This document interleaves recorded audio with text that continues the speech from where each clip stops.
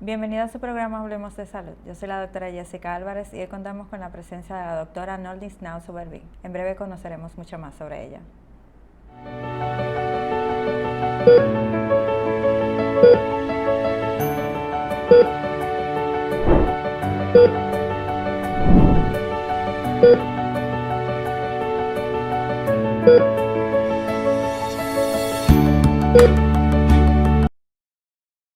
Senasa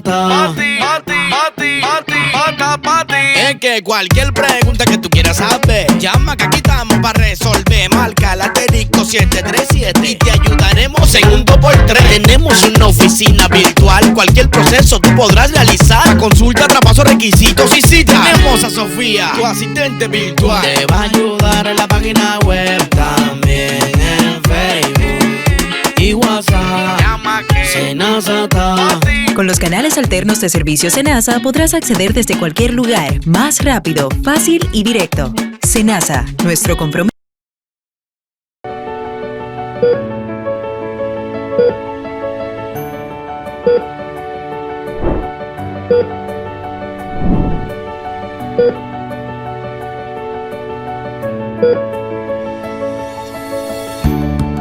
Hoy contamos con la presencia de la doctora Noldis Nauzubervik, quien es médico pediatra. Doctora, un placer tenerla hoy en nuestro programa.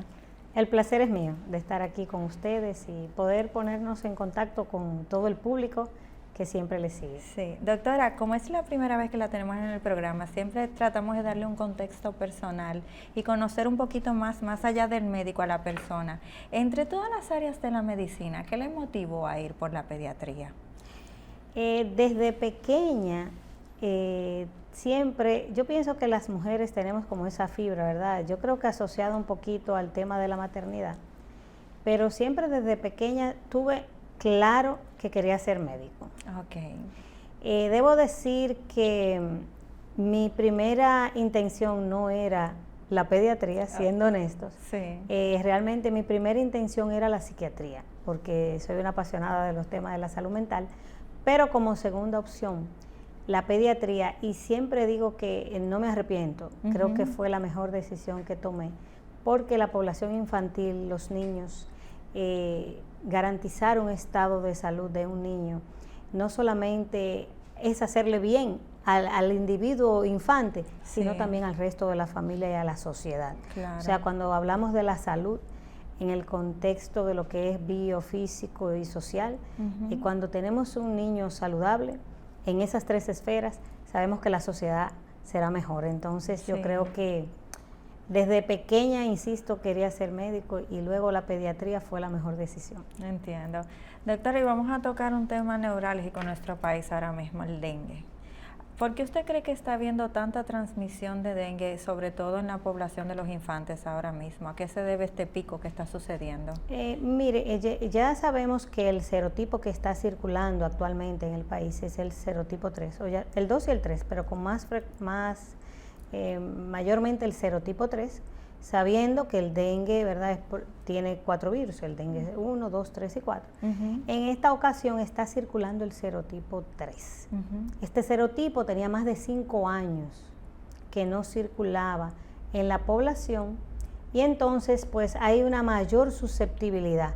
Porque sabemos que cuando un virus circula, no toda la población se contagia.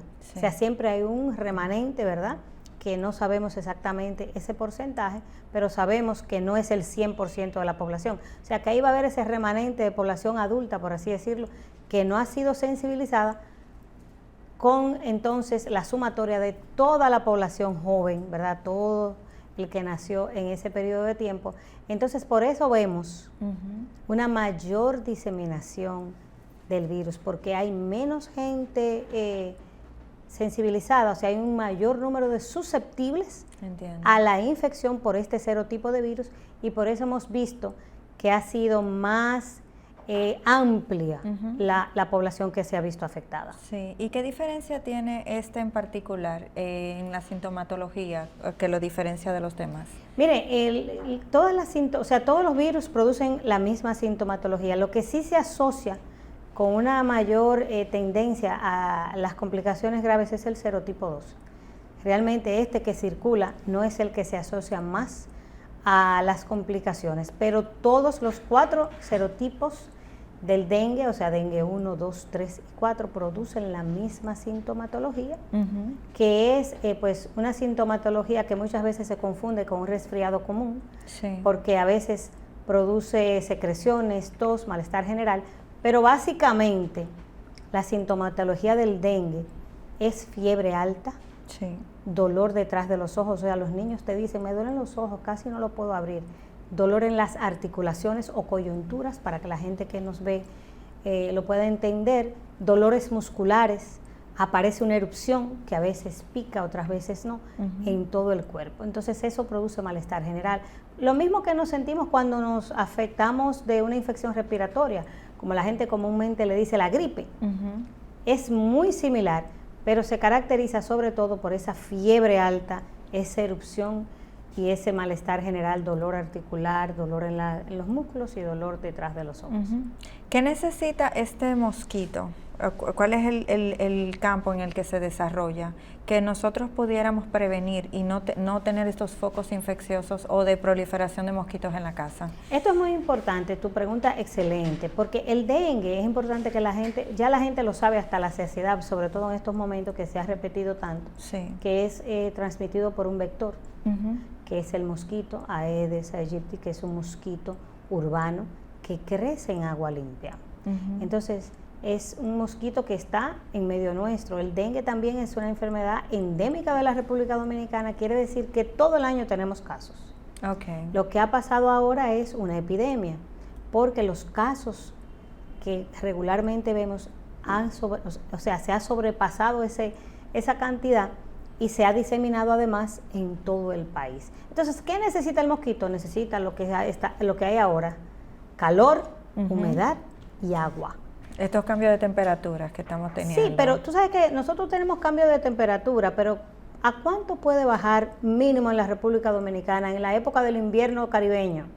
Que es lo que vivimos en diciembre, el fresquito de enero y febrero, vamos a decir, porque ya febrero hace un calor, pero aquí ¿cuánto puede bajar? 22, 23 grados, como mucho, que nunca baja 22, yo creo que 24, 23 y sentimos ese fresquito. Esa no es una temperatura que hace que especialmente el mosquito deje de reproducirse. O sea, no llega a bajar tanto para que el mosquito no se reproduzca. Entonces, ahora mismo estamos viviendo un periodo de lluvia, está lloviendo mucho, se acumula agua en los alrededores, en la hierba, ¿verdad? En los lugares, incluso en el suelo. Este mosquito tiene una característica especial, y es que una vez que deposita los huevos, el mosquito hembra, esos huevos pueden sobrevivir en temperaturas extremas sin agua, incluso durante 365 días, o sea, un año. Un año completo. Y nuevamente cuando vuelve y se humedece el medio, eclosionan. Entonces, lo ideal es para la gente sabemos que también vivimos en un país que adolece de otra situación, no tenemos agua corriente, no tenemos agua a través de tubería de forma permanente. Entonces la gente en casa, ¿qué tiene que hacer? Almacenarla, porque tenemos que subsistir y hacer las cosas de la casa, ¿no? Pero lo ideal es almacenarla entonces con cloro. Se ha dicho muchas veces, las paredes del recipiente, el borde sobre todo, untarlo de cloro y taparlo, porque es lo único que mata el mosquito, la forma en el agua para evitar que se reproduzca es el cloro. Ya la forma adulta que circula, las fumigaciones y los larvicidas que se colocan en lugares donde hay agua que no es apta para el consumo humano. Doctora, así como pasa con las abejas, que a veces pican y mueren, con el mosquito no sucede esto. Este mosquito puede picar a varias personas y contaminar incluso a una familia en diferentes momentos, estadios, no necesariamente todos al mismo tiempo. Eso es correcto. Realmente la hembra del mosquito es la que transmite la enfermedad, porque es la que es hematófaga. Quiere decir que necesita la sangre cuando pica para reproducirse, o sea, para que sus huevos se puedan reproducir, ¿verdad? Para su ciclo reproductivo pueda estar activo. Entonces ella necesita sangre sí o sí. Se dice que pica de día, o sea, pica durante el día, pero también en la noche si hay luces encendidas. O sea, inmediatamente tiene claridad, sale a picar. Además, cuando necesita la sangre, lo pica de día, de noche, a la hora que sea, en cualquier momento. Entonces, la transmisión, si hay una persona que ha contraído el dengue en una casa, está enferma y el mosquito circula, que la picó, pica a otra persona, transmite la enfermedad. Entonces, por eso decimos que el dengue también se hace un diagnóstico, aparte del clínico, por nexo epidemiológico. Sí. Porque si en una casa o en una comunidad hay más personas ya con la enfermedad y el mosquito está por ahí y picó, seguro que va a transmitir. Por eso también, dentro de las medidas, se recomienda que si en casa hay una persona afectada del dengue, use mosquitero, ¿verdad? O que se ponga ropas largas, o que utilice repelente para que el mosquito no pique y pueda transmitir la enfermedad. Sí, usted me está hablando ahorita, me habló de que la hembra necesita de la sangre para su reproducción. ¿Esta reproducción qué tan rápida se puede formar para que haya una proliferación de muchos mosquitos en una comunidad y esto empeore tanto los casos? Bueno, es que una mosquita o sea, yo digo mosquita, pero es la hembra del mosquito. Sí. La hembra del mosquito puede poner entre 150 y 250 huevos de un solo tirón. Wow. Entonces, cuando eso se disemina, yo no sé si, me imagino que la gente en casa lo ha visto, y usted también, todos lo hemos visto. Usted mira un tanque lleno de las larvas, en la etapa, no, el mosquito. El mosquito. Que la gente le dice gusarapos, ¿verdad? Ajá. Lleno. Usted ve que son cientos, son incontables. Entonces, cuando depositan esos huevos, salen. Y realmente usted puede tener en una tirada, como decimos, reproductiva, de un mosquito hembra, 150, 225 huevecillos, que rápidamente, en menos de 2 semanas, ya están en la forma adulta circulando. Entonces, por eso es que decimos, si colocamos el cloro en ese recipiente, mueren. Y los larvicidas en el entorno donde el agua no sea para consumo humano. Porque de verdad que la capacidad reproductiva, además que el mosquito circula en un perímetro aproximadamente de medio kilómetro. O sea, se transporta más o menos 500 metros, entonces tiene una capacidad de acción también importante. Por eso decimos que es un mosquito urbano, porque va a su casa. Imagínense un edificio. Todos. Va aquí, reproduce ahí, sigue reproduciendo allí. O sea, donde quiera que haya agua limpia, hay calor y hay humedad, se reproduce. Sí. Doctora, ¿y existen otros factores aparte del agua limpia que ayuden al dengue a proliferarse? Solamente ¿se puede solucionar de manera eficaz utilizando el cloro? Utilizando el cloro, la fumigación y sobre todo, mire, lo más importante es eliminar el criadero. Porque ¿por qué esperar a que el mosquito eclosione, a que haga a que culmine su ciclo vital? Lo importante es prevenir. Entonces, ¿cómo lo podemos hacer? Evitando los focos y los criaderos. Todo el mundo tiene una matita en su casa. En esa tierra húmeda crece las bromelias, las orquídeas, todo donde se pueda, los floreros, donde quiera que haya agua limpia, el mosquito se reproduce. Entonces, por eso decimos que lo más importante, la acción clave es la eliminación del criadero. Porque una vez que ya el mosquito depositó los huevos, entonces ahí hay que eliminarlo. Y la prevención es lo mejor. Evitar que se prolifere. Porque definitivamente que vivimos en un país tropical y las condiciones climatológicas y geográficas de este país y del resto de las Américas, porque el tema del dengue no es solamente de la República Dominicana. Todas las Américas e incluso en la cuenca mediterránea está el Aedes albopictus, que es otro mosquito que también produce enfermedades febriles. O sea, donde quiera que las condiciones geográficas y climatológicas permitan que el mosquito se desarrolle, lo va a hacer, porque ya lo está haciendo en el resto del mundo. Nosotros lo que tenemos que eliminar es el criadero, que esa es la acción gold estándar, la eliminación del criadero para que el mosquito no crezca y no se disemine. ¿Qué nos ha pasado? Que nosotros adolecemos del tema educativo y de la información permanente. Porque un país como el nuestro, la República Dominicana, donde, insisto, el dengue es una enfermedad endémica, o sea que vivimos con ese mosquito entre nosotros los 365 días del año, lo ideal es que ya esta población se empodere y aprenda a que tenemos que eliminar los criaderos, a que debemos almacenar agua, bueno, pues si no nos queda de otra, sí, pero de la forma adecuada.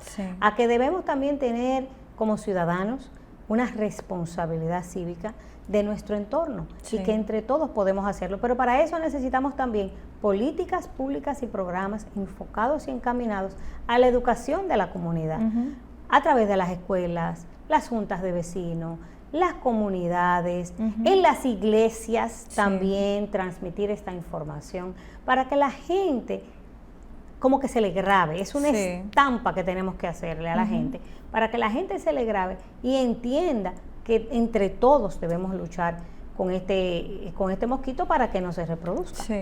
Yo recuerdo que hubo una época que hubo una campaña bien fuerte del dengue y de repente como que mermó. Y de repente uno se queda esperando que vuelva esa campaña y recuerdo que habían incluso camiones de fumigación sistemáticamente pasando. Quizás tal vez deberíamos regresar a ese momento porque hay una población que no lo conoce el dengue. Eso es así. Una generación que necesita y son los que están siendo afectados ahora mismo. Quizás necesitamos eso, entiendo yo. No, y estás en lo cierto y realmente es lo que estamos diciendo, es una campaña educativa permanente. Así como pasamos por la escuela y nos dan información académica, esta información de salud la necesitamos. Efectivamente, tuvimos una época de cloro untado tanque tapado. Exactamente, yo recuerdo que eso todavía lo tenemos yo lo en la tengo cabeza. Grabado en la cabeza. Y lo hacemos automáticamente. Pero realmente hemos adolecido en estos momentos de una campaña efectiva, de acciones que realmente vayan en beneficio de la comunidad en este sentido. Y la Organización Panamericana de la Salud y la Organización Mundial de la Salud han establecido cuáles son los ejes estratégicos para manejar el tema del dengue. Y se habla mucho de la voluntad política, se habla de la intersectorialidad, porque el dengue no es una cosa solamente de salud pública. Es transversal a la educación, a los temas sociales, a la gente que maneja el agua, a todas la CAS, las CORAS, o sea, todo lo que tiene que ver con agua, los ayuntamientos. Por eso digo, hay que hacer una intersectorialidad. Se habla también de esos ejes importantes del involucramiento de la comunidad. Porque es que tenemos que involucrar a la gente. Si la gente no se involucra, no se va a hacer nada. Y por último, el fortalecimiento de las leyes sanitarias. Porque hay cosas que deben ser legalmente establecidas, o sea, que hay que hacerlas sí o sí respecto sobre todo al dengue. Entonces, no se ha hecho. Yo creo que una de las fallas que tenemos es una falla de información, que va desde educar a la gente, orientar a la gente, pero que no hay que esperar a junio ni a mayo que empiezan las aguas. No, porque si está presente durante todo el año, debería estar presente la información durante todo el año. Esto hay que hacerlo desde el 1 de enero al 31 de diciembre, 24/7. O sea, esto hay que informar. Además, los medios de comunicación masiva. Tanta publicidad que se usa para otras cosas, ¿por qué no informar? Eso es fácil. Todo el mundo tiene una tableta, todo el mundo tiene un teléfono inteligente.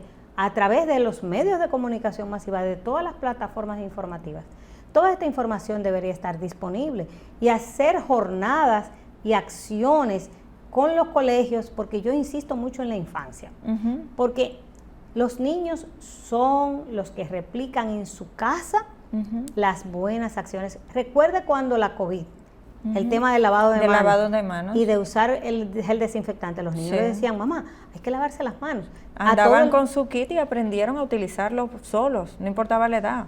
Pues de esta misma forma tenemos que inculcarle a nuestros hijos que hay que eliminar los criaderos, que no podemos tener agua almacenada de forma inadecuada y que tenemos que limpiar nuestro entorno, porque también la gente, el mosquito prolifera hasta en el cascarón de un huevo. Wow. Claro. Mira, todo el mundo en la casa generalmente, porque cuando hemos hecho jornadas de inmersión en las comunidades para apoyar en este sentido, la gente compra botellas de refresco. Sí. O botellas de alcaparrado, de lo que tú quieras, de cualquier cosa, hasta las latas, y la va tirando ahí en una fundita, Sí. afuera, pero llovió, el agua se coló y hay ya un dedito de agua en un fondo de la botella, ahí crece el mosquito, y es lo que yo quiero que la gente entienda, que donde quiera, había otra cosa que decía, en cualquier charquito crece un mosquito. Crece un mosquito, exactamente. ¿Verdad que sí? Entonces, sí. tenemos que ir en contra de los criaderos, porque ya una vez que prolifera el mosquito es más difícil. Por ejemplo, el Ministerio de Salud ha estado haciendo los temas de la fumigación, Sí. pero ahí está fumigando la forma adulta. Además, el Ministerio de Salud o las autoridades no pueden entrar a su casa. Exactamente. Y esos mosquitos que están dentro de esas casas, ¿quién los va a eliminar? El dueño de su propiedad. Por eso digo que también la gente tiene que cooperar, porque estamos eliminando la parte externa, pero la parte interna te toca a ti, sí. me toca a mí, le toca a usted, le toca a la gente. Y también da el sentido de que quizás hasta podemos reunirnos todos los vecinos a fumigar el edificio entero, pero yo resuelvo mi problema, me olvido del otro, sin pensar en que eso como quiera puede llegar de igual forma. Además, cuando usted fumiga su apartamento, el mosquito se va, si no muere, y sale corriendo por la ventana, si no cerró, el mosquito va a otro hogar. piso. Entonces, como quiera, si picó ahí y contaminó, puede volver luego para atrás. vuelve y le pica a usted. Entonces, yo creo que es un tema que es un tema social, que es un tema de forma colectiva, con el único problema que sí, que siempre decimos es que en este momento actual, en esta epidemia de dengue que estamos viviendo en este año 2023, hubo mucho descuido. Okay. Hubo descuido porque desde el año pasado ya la Organización Panamericana de la Salud y la Organización Mundial de la Salud alertó a sus Estados miembros sobre la tendencia, ¿verdad?, que tenía hacia el alza en el resto de las Américas y en la República Dominicana. Entonces ya ve, el dengue tiene un comportamiento cíclico que es previsible, eso es otro tema. Es un comportamiento que sabemos que cada 3 a 4 años se espera una elevación, ¿verdad?, de los casos, o puede haber una epidemia si no se toman las medidas correspondientes, pero no se tomaron esas medidas, que era lo que estábamos hablando sobre la orientación a la comunidad, intervención en las comunidades, porque en las zonas deprimidas, donde la gente es más pobre, que es la más popular, es difícil si no se hace a tiempo. O sea, hay que hacerla con antelación, esa intervención, porque una vez instalada la epidemia, como lo que estamos viviendo, entonces viene el caos, viene el problema en los hospitales, viene el desbordamiento, el temor de la gente, ya la gente entra en pánico porque entiende que puede morir su familiar por dengue, y entonces hay una sobredemanda de servicios, y es lo que estamos viviendo ahora mismo, que lamentablemente también el dengue es una enfermedad que aumenta el gasto de bolsillo de los que menos pueden, porque cuando usted tiene que hacerle todos los días un hemograma a un niño, cuando usted tiene que desplazarse de un lugar a otro, a hacerle las analíticas o a que lo vea el médico, eso es un gasto. Sobre todo cuando usted vive en una comunidad que no le queda cercano a su centro de salud. Entonces, todas estas cosas hay que verle en un contexto. Por eso los niños, a veces yo escucho que dicen, hay que decirle porque la mamá no lo trajo a tiempo.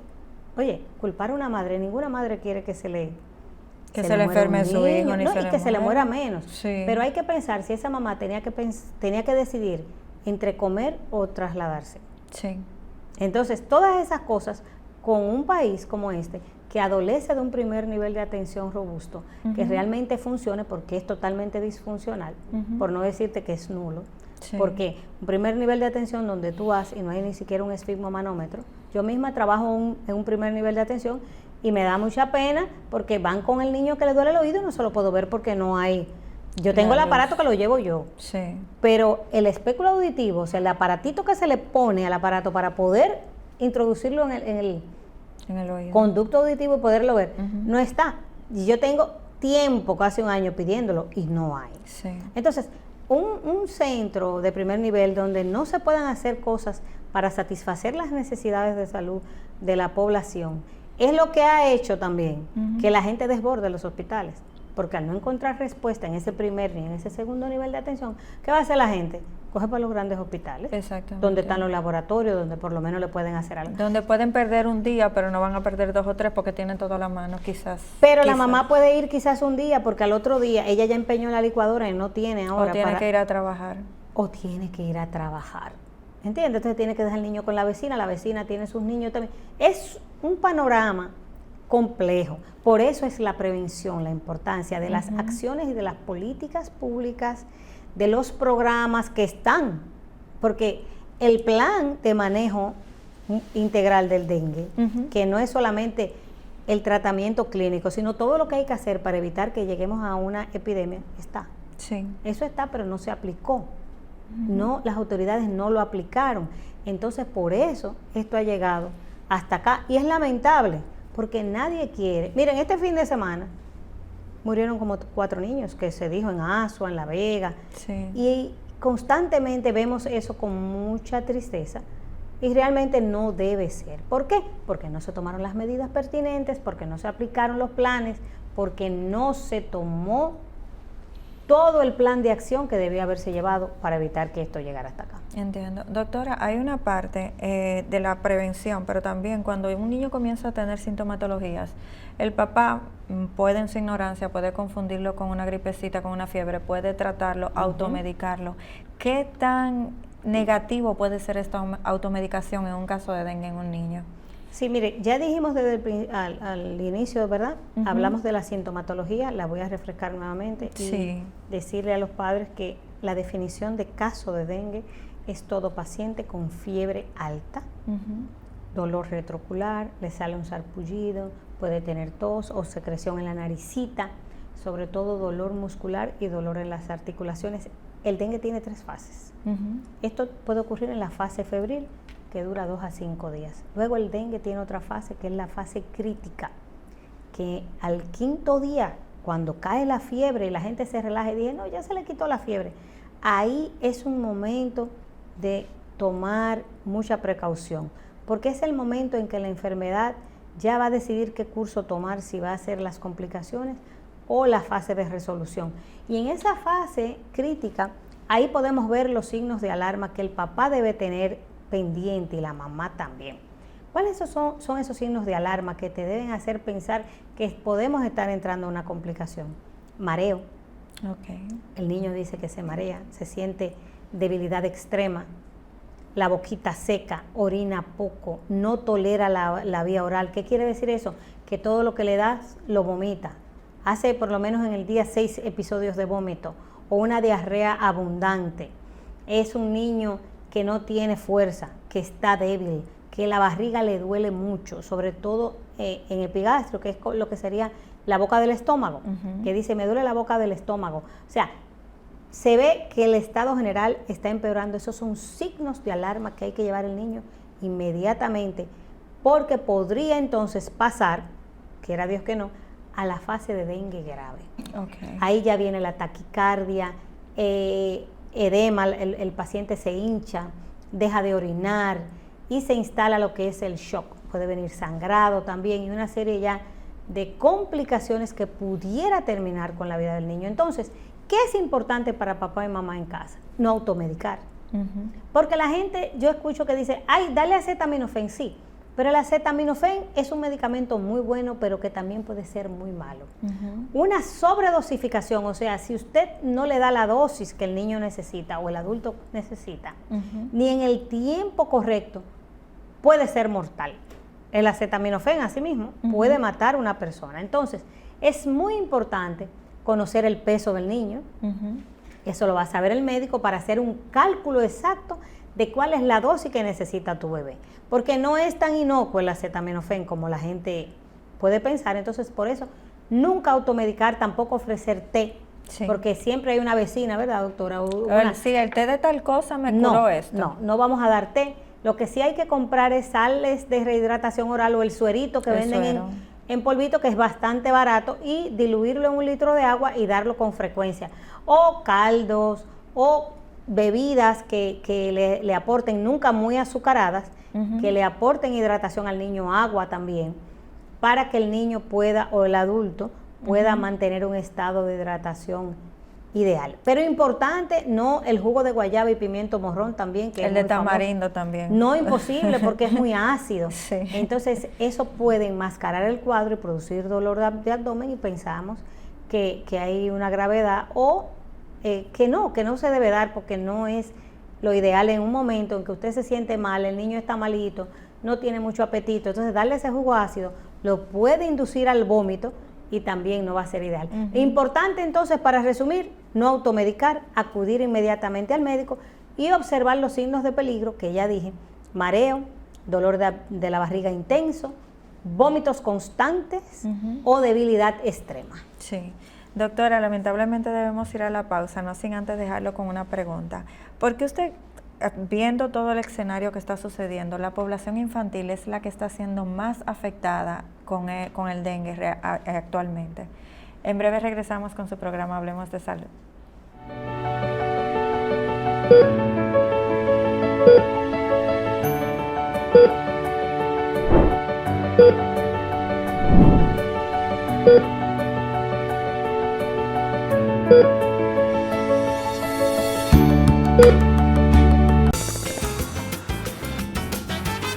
Juanchi, dime a ver. Oh, tranquilo, aquí en lo mío, organizando la bodega. Mira todo lo que me llegó. Epa, pero bien ahí. ¿Y tú qué? Cuéntame de ti. Aquí contenta. Acabo de ir con mi cédula a empadronarme. ¿Empadrón qué? ¿Y qué es eso? Mira, hombre, eso es que te inscriben para votar por tus candidatos de RD, pero desde el exterior, como si tú fueras a votar allá, pero viviendo aquí. Porque, uno vive aquí, pero el corazón lo tiene allá. ¡Sabroso! Pues llévame contigo que yo no me voy a quedar fuera. Vamos. Julia, busca tu cédula que vamos allí a empadronarnos. Empadrónate por la patria que llevas dentro. Junta Central Electoral. Garantía de identidad y democracia.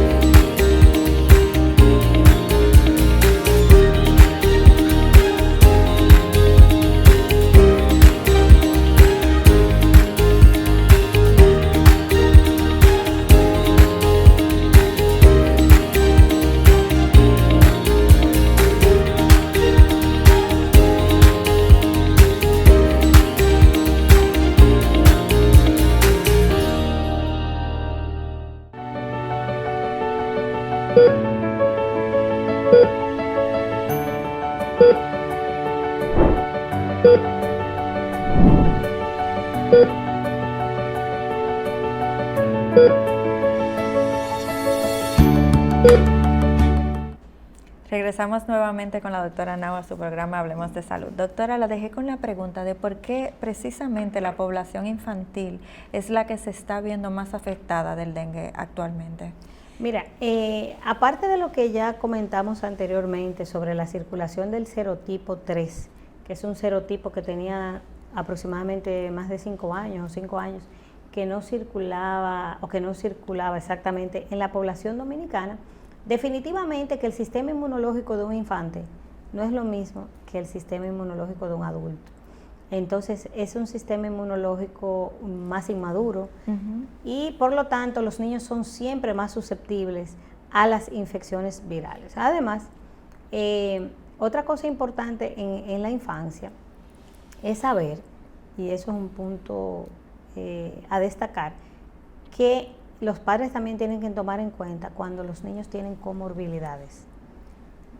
O sea, hay niños que son falsémicos, sí. Hay niños que tienen problemas renales o de los riñoncitos, hay niños que son diabéticos, hay niños que tienen otras enfermedades inmunológicas, artritis o cualquier otro tipo de enfermedad, los asmáticos, los niños que tienen esas enfermedades asociadas, también son pacientes en los que hay que tener especial cuidado y especial control médico para evitar las complicaciones. Pero definitivamente que la población infantil, y desde el punto de vista inmunológico, es un sistema que está en fase de maduración, entonces tendrá mayor susceptibilidad, pero lo más importante es lo que te había dicho antes, que este es un serotipo que no había circulado, por lo tanto es una población que es más susceptible a este tema. Otra cosa también a destacar es que, para que la gente sepa, si usted padeció o su niño padeció dengue en una ocasión, la segunda vez que lo padece,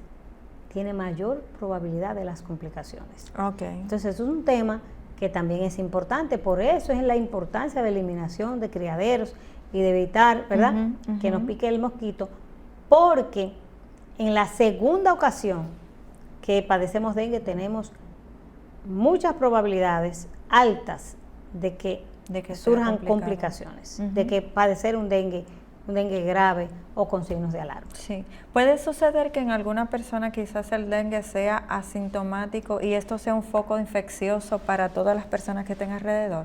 Sí, claro. Hay gente que ha padecido el dengue o que lo padece y ni cuenta se da, porque lo confunde con un proceso catarral banal. Sí. O sea, es como que dice, me duele un poco la garganta, me siento un poco de congestión, porque lo vemos siempre en las consultas, y me duele el cuerpo, tengo el cuerpo cortado, dice la gente, ¿verdad? Para que nos entiendan. Tengo el cuerpo cortado, me duele el cuerpo, tuve una fiebrecita que me duró 2 o 3 días, pero ya se me pasó. Pudo ser dengue. Entonces, si ese mosquito le picó y picó a otro, ese otro ya puede ser que sea su segunda infección por dengue y se complique. Exacto. Entonces, cada respuesta es distinta dependiendo la persona.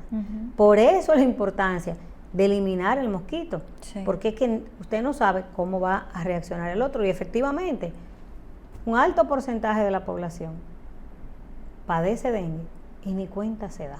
Y si le da la segunda vez, piensan que es la primera a lo mejor. Efectivamente, podría pensar que es la primera, pero puede haber sido la segunda, porque si usted no se hizo un diagnóstico, si no se le hizo una prueba, si no se supo realmente a ciencia cierta, entonces puede tener una segunda infección por dengue y sufrir complicaciones y no saber efectivamente que la has padecido. Por eso la importancia del registro oportuno y de que la gente acuda a los servicios de salud para poder documentar también el número exacto de pacientes infectados y de que las autoridades puedan tomar las medidas pertinentes. Sí. Doctora, ¿cuál está siendo el protocolo de los pediatras con respecto a los casos de dengue que se le van acercando diariamente?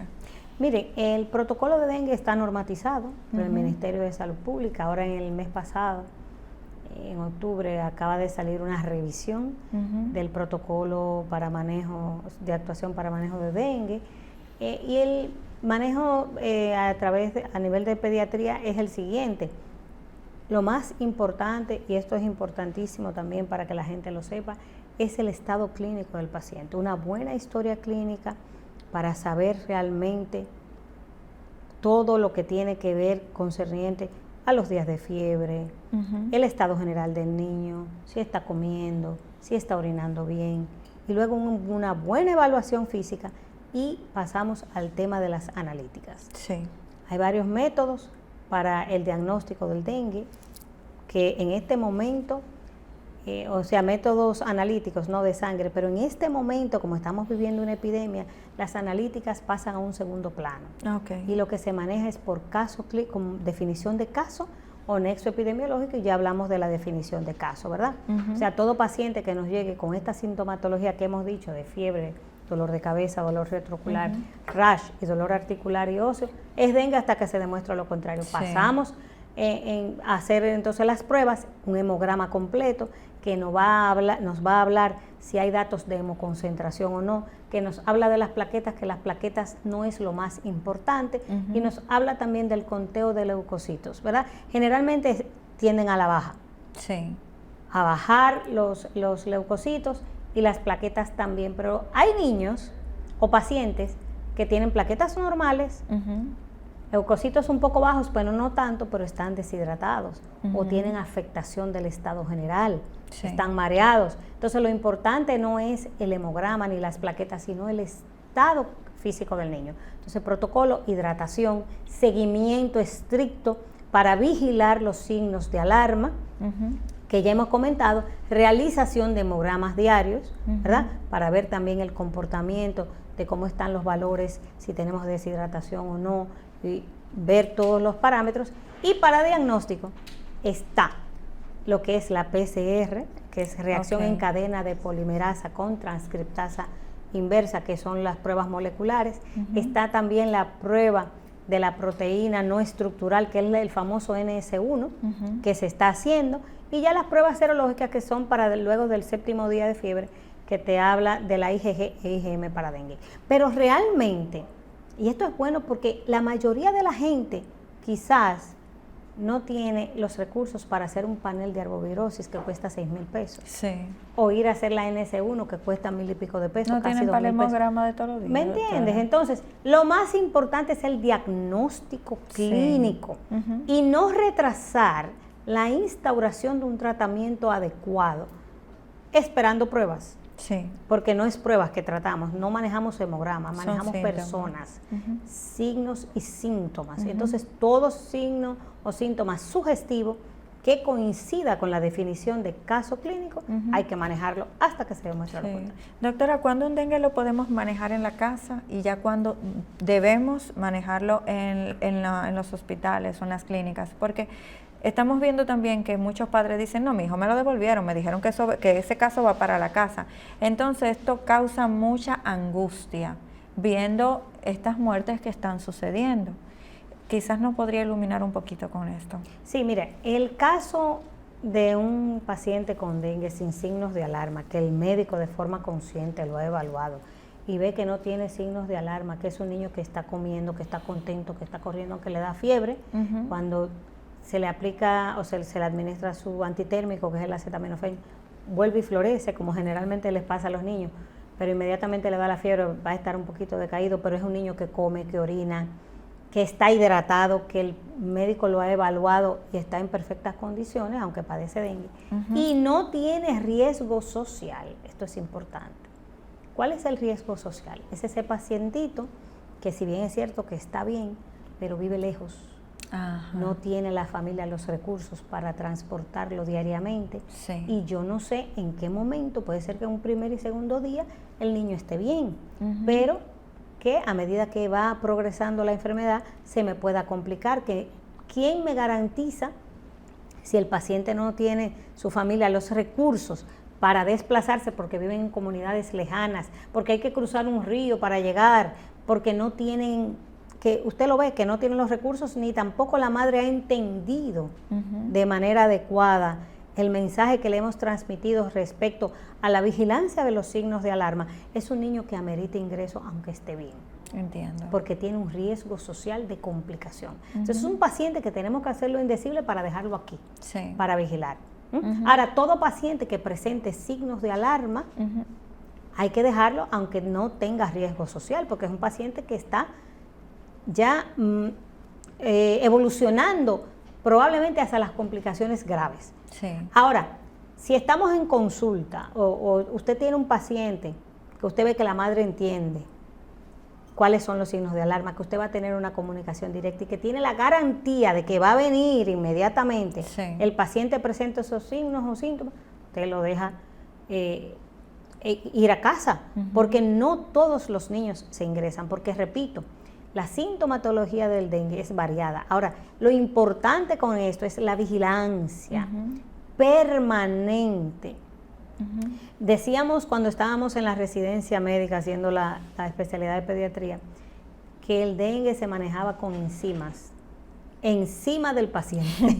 El manejo era enzimático, porque hay que estar encima del paciente. Entonces, es una vigilancia, por eso yo me entristezco porque no tenemos un primer nivel de atención, porque la gente no tendría que venir, sino que en ese primer nivel de atención se evaluara al paciente y se mandara inmediatamente si amerita un traslado. Que existiera esa red integrada de servicios de salud, pero no la tenemos. Entonces, a los padres, algo muy importante es garantizar esa relación médico-paciente, esa confianza. Cuando usted confía en su médico le dice, se lo puede llevar y llámeme cualquier cosa, es distinto que cuando usted no tiene esa relación, porque a veces los papás, dadas las situaciones que hemos vivido lamentablemente de los fallecimientos, se ha perdido la confianza. Además de que no se le dice a la población realmente los números reales, no se le dicen las cifras que hay, no se le orienta de forma adecuada. Hay mucho hermetismo en la información. Hay mucho hermetismo y hay mucha falsedad. O sea, usted lo sabe, hoy mismo el Ministerio de Salud Pública ha reportado El boletín epidemiológico número 42 dice que hay 3.606 casos, 15.606 casos, y todos sabemos que no es verdad. Dicen que hay 16 muertos, pero solamente en el Robert Rick Cabral han muerto 10 niños por dengue. En la unidad de cuidados intensivos. Entonces, son cifras que no queremos alarmar a la gente, pero sí que la gente cree la conciencia que el dengue está en nuestra comunidad y que todavía esta epidemia no ha cedido y que todavía no hemos llegado a la meseta, que es cuando ya no hay más casos y vamos en bajada, que no ha llegado ese momento y que tenemos que tomar las medidas para que la gente coopere y elimine los criaderos. Claro. Entonces, a los padres, volviendo a la pregunta inicial, que hay que crear esa confianza. También está del médico generar en los pacientes esa confianza a través de un trato humano, cercano, aunque sea en el hospital público, porque por eso fue que estudiamos. Nosotros estudiamos medicina porque tenemos pasión por la vida de la gente y por hacer el bien, ¿verdad que sí? Entonces, si el médico te recomienda que lo puedes llevar, y insisto, y no hay riesgo social, a veces hay padres que no tienen las competencias porque son personas que tienen algunas situaciones de salud también que no les permite trasladarse o que no les permite comprender desde el punto de vista socioeducativo los mensajes que se le dan. Todos esos son casos que aunque esté bien el niño, en ese momento, usted no tiene garantías de que se pueda complicar en casa, entonces hay que manejarlo en el hospital, pero definitivamente todo caso de dengue tiene que tener un seguimiento diario. Diario por un profesional de la salud que realmente, siempre insisto, no tiene que ser un infectólogo, no tiene que ser un súper especialista. Es un médico familiar, es un médico pediatra, es un médico internista, un médico que esté debidamente entrenado y que se haya leído el protocolo para manejo y actuación de dengue y que esté consciente del momento actual que vivimos y que pueda realmente transmitir confianza y ofrecer un diagnóstico y un manejo adecuado. Entiendo. Doctora, y en el caso de los niños que tienen condiciones especiales como la que hablamos anteriormente, ya tenga diabetes o tenga una condición de los riñones, en este caso, si es preciso el internamiento, ¿se puede manejar desde la casa? Lo ideal es que esos pacientes que tienen condiciones de morbilidad, si los demás que no tienen condiciones de morbilidad necesitan un tratamiento, un manejo, una vigilancia estricta, estos al doble. Generalmente estos niños tienen sus médicos de cabecera, sus especialistas. Por ejemplo, en el caso de los falsémicos, es un manejo entonces multidisciplinario. Es un manejo acompañado del pediatra, el infectólogo y el hematólogo, en el caso de los falsémicos, para poder dar un abordaje idóneo a este nivel y darle un soporte. Generalmente se ingresan, porque son pacientes que tienen una probabilidad sumamente alta de una complicación. Recordar que en el dengue, este virus, ¿por qué los niños se complican?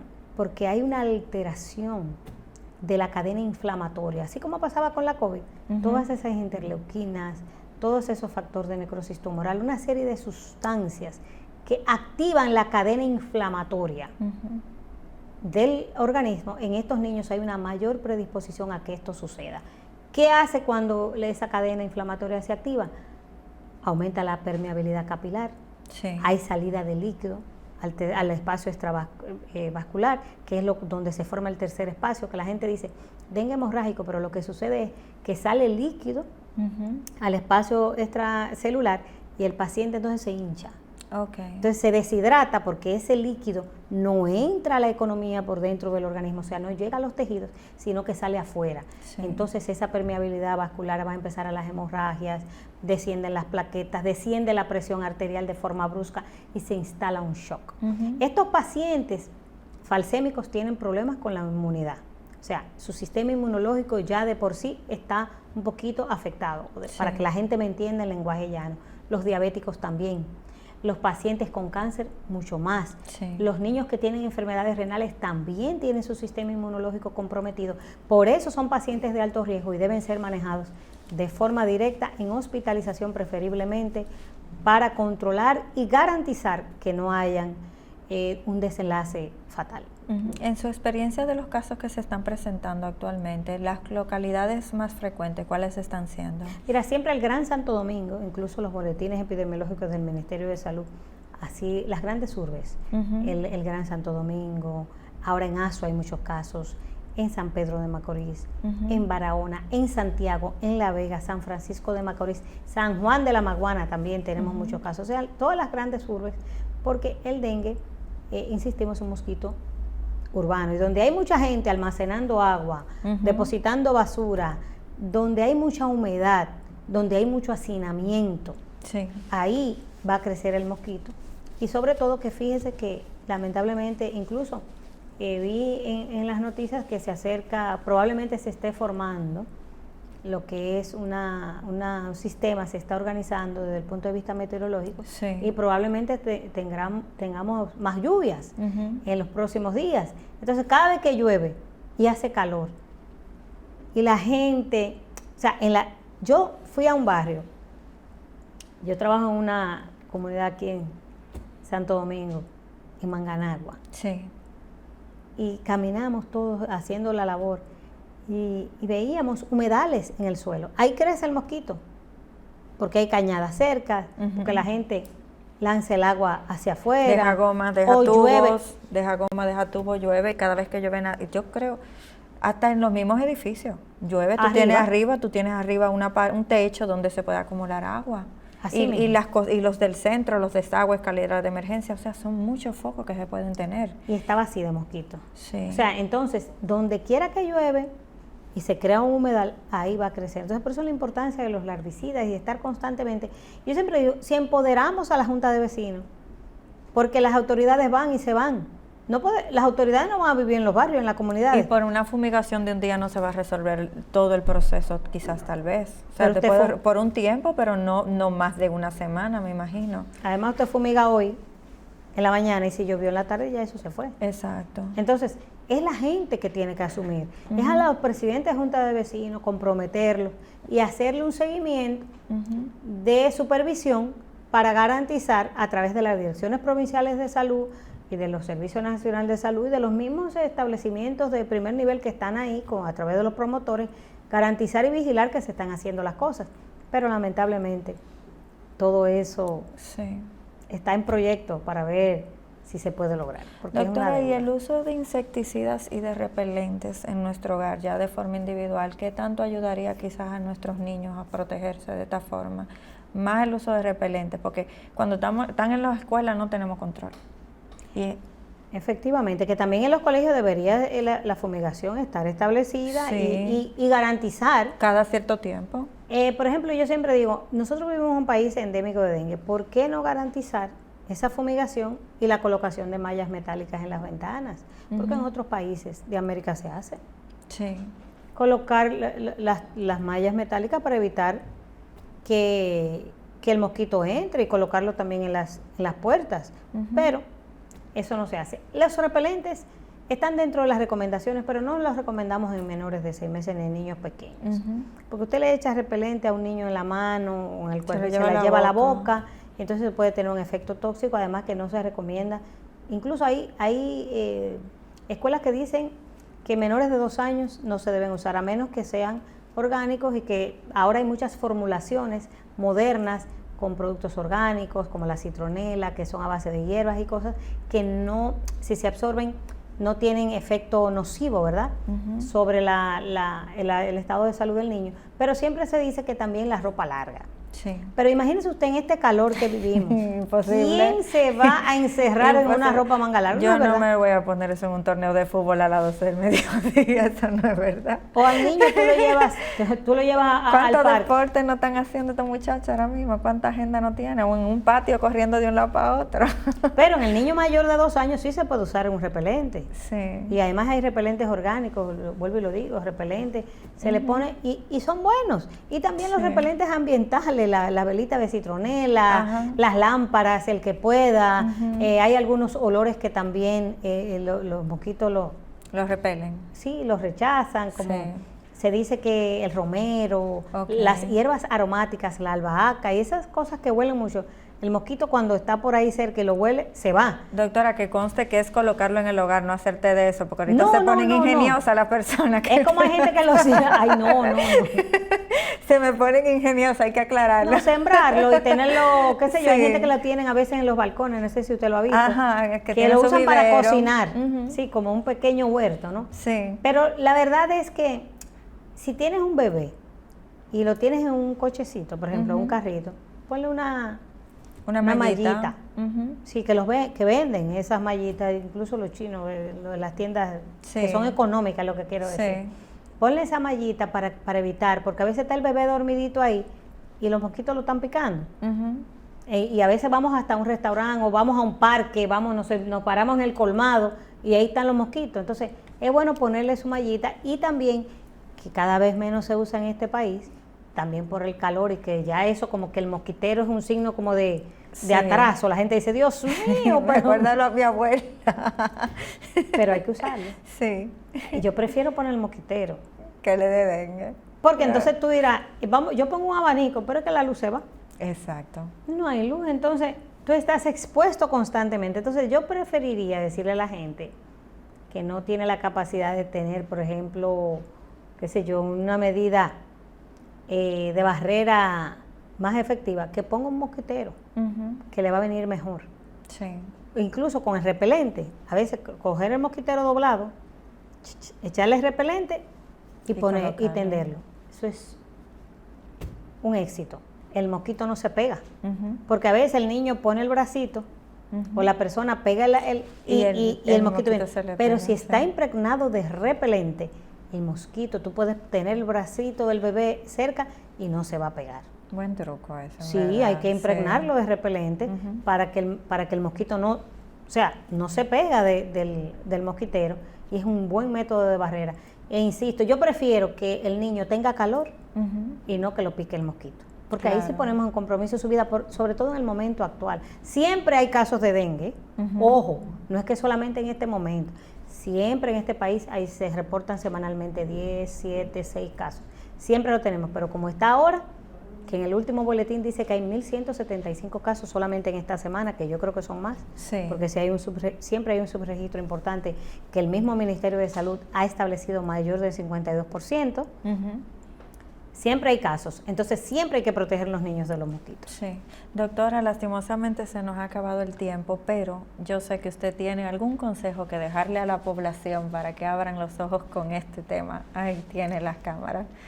A la gente decirle, como siempre, que también debes hacer tu parte, eliminar criaderos, saca todo foco que sirva de reservorio a este terrible mosquito, para que lo saques de tu entorno y de tu familia. Y el niño o el adulto, cualquier persona en casa que tenga fiebre alta, no la automediques, no la automediques, no la automediques, lo digo 3 veces, y acude a buscar ayuda médica porque el dengue es una realidad en la República Dominicana. Van más de 30,000 casos y más de un centenar de fallecidos por esta causa en fase de investigación. Así que a cuidarse todos, y el dengue es cosa de todos. Bueno, doctora, ha sido un placer enorme tenerla en nuestro programa. Espero que se repita porque de verdad que este programa no tuvo ninguna pérdida. Esto ha sido todo por hoy en su programa Hablemos de Salud y hasta un próximo encuentro. Se despide la doctora Jessica Álvarez.